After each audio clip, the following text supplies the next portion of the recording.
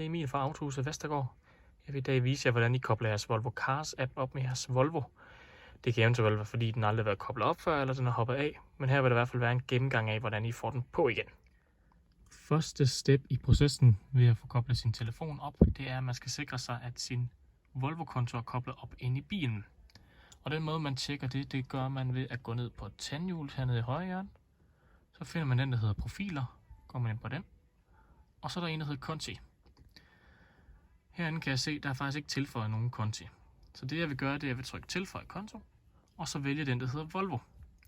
Her skriver jeg så min e-mail og min kode ind, og så trykker næste, og så får jeg logget ind på den. Og så kan man gå videre til næste step. Så har jeg fået logget ind med min Volvo-konto inde i bilen. Og det næste step, det er så, at jeg skal aktivere privatlivsindstillingen omkring Volvo Cars app. Og den finder jeg ved at gå retur heroppe på bilen, og lige en gang til. Så finder jeg den, der hedder privatliv hernede, lige under profiler.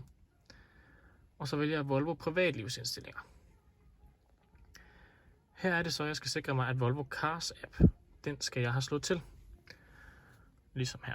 Og det kan jeg kun gøre, når jeg har fået koblet op med min Volvo-konto i bilen. Så er jeg egentlig klar til at få koblet min telefon op med bilen. Så jeg går faktisk retur her igen. Og lige en gang til. Og en tredje gang. Og så går jeg tilbage ind i profilerne. Så er det, jeg vælger den, der hedder enheder til Volvo Cars appen. Og her kan jeg så tilslutte min telefon. Så her trykker jeg en gang. Så kommer der vindnummeret frem, og der står, at jeg skal logge på Volvo Cars appen. Så den finder jeg frem her. Så siger jeg tilføj din bil. Og så er det, jeg kan indtaste vindnummer på skærmen. Det kan være, at din ser lidt anderledes ud, at man ikke har den her skærm, at der faktisk står ufuldstændig registrering heroppe, og så står ens nummerplade. Så den vælger man bare i stedet for. Men ellers så går jeg videre, og jeg indtaster stelnummeret nu på bilen. Så har jeg fået tastet bilens stelnummer her i appen, så jeg trykker bare næste. Og jeg trykker næste inde i bilens skærm også, og så begynder den at søge efter nøgler.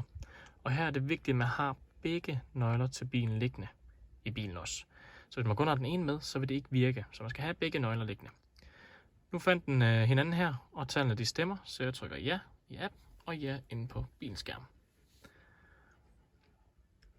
Så siger den tilslutning gennemført, udført og udført herinde på telefonen. Og så fanger den faktisk bilen her.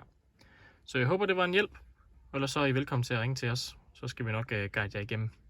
Hej igen.